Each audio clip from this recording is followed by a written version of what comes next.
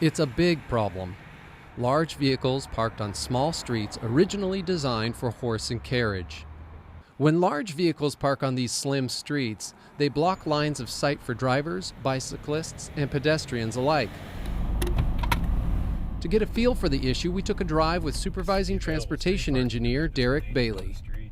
You can see how far that oversized vehicle hangs out into the street. You see as we get a little bit closer to the intersection how it's actually blocking the stop sign. That's definitely a safety concern. In response to the issue, on October 18, 2016, the City Council approved the Oversized Vehicle Ordinance. The ordinance limits the size of vehicles allowed to park on city streets to a maximum of 25 feet in length, 80 inches in width, or 82 inches in height. When we get into the larger dimension vehicles, they can cause traffic safety issues. The width of vehicles can encroach into traffic lanes. The height and length of the vehicles can affect the visibility, pulling out of driveways and intersections, side streets, and as well the visibility of traffic control devices like stop signs and traffic signals. A key part of this ordinance is a repeal of an old ordinance that prohibited RV parking within 500 feet of specified areas like certain schools, parks, churches, daycare centers, and hospitals. Those restrictions are gone and instead will be replaced by a broad prohibition of oversized vehicles. Understanding that oversized vehicles are necessary for conducting certain business and services, the ordinance has a number of exemptions. We fully recognize that we need to support commerce in the city, and the deliveries need to be made, pickups, drop-offs, that kind of thing is really important. But we really want to minimize the amount of time that oversized vehicles are parked on city streets. All of the exemptions are time limited. They're all based on vehicles that are only going to use the space for a short period of time. The first is practical. It's for commercial vehicle loading and unloading. So commercial vehicles that are oversized will be able to park for up to 30 minutes while they're loading and unloading merchandise or goods or other materials. The second exception is also practical. Emergency vehicles such as fire trucks or public works vehicles will not be subject to the ordinance. Third, tourist buses and city buses will be exempt as well. They need to operate. What the public works staff intends to do for those large vehicles is provide specified parking areas for them.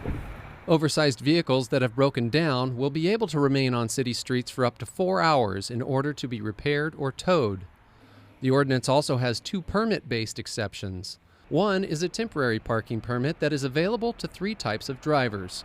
It's available for business people who have large vehicles and need to service properties around town. So for example, if you were a contractor or a plumber or an electrician and you have an oversized vehicle, you'll be able to get a permit that will allow you to stop in front of or near the locations you need to service. Secondly, there is a permit for out-of-town visitors who are coming to see you, and they would be allowed to park for up to 5 days at a time at a specific location with a total limit of 10 days in any 90-day period. Finally, in the temporary permit category, a resident who wants to load a vehicle before a trip will be allowed to get a permit, also online, to enable them to do that, again limited to 5 days. The second category of permit-based exceptions is for the disabled.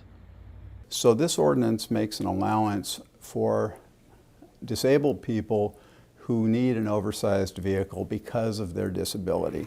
Say it's a mobility van and you are disabled, you can get a permit to park it at your home, at your work, or any place you receive services. All permits are free and are available at the downtown parking office in the Granada Garage on Anacapa Street. When they do come in to get a permit, we will work with them to identify safe places to park so that some of those safety issues aren't compromised. In addition, those temporary permits for commercial uses, visitors, and residents are available online and will be processed within a day. The city is notifying residents and visitors of the new ordinance in a number of ways. We already have a website with frequently asked questions. In addition, Public Works staff have posted windshield flyers on oversized vehicles throughout town once already. They'll be doing that again. Finally, before the ordinance goes into effect, we will be conducting a public meeting to confirm that the approach we're taking with the ordinance and the permitting processes work as well as they can for the public. In addition, nearly 270 of these signs have gone up at all entrances to the city and on major arterial and connector streets. It'll basically be impossible to get to anywhere in town without getting notice that oversized vehicle parking is prohibited. Since the width of our historically narrow streets isn't going to change, the Oversized Vehicle Ordinance attempts to consider the needs of large vehicle users while protecting drivers, cyclists, and pedestrians. The goal of the new ordinance is to make sure the lean streets of Santa Barbara aren't mean streets when it comes to traffic safety. It is City Council policy to try and avoid bicycle and pedestrian accidents to the maximum extent possible, even to the extent of visioning that someday there will be zero pedestrian or cyclist fatalities as a result of accidents. So safety is a real priority here. We want to educate the public, and ideally nobody gets a ticket. Ideally everybody understands the rules and everybody's on the same page safety-wise.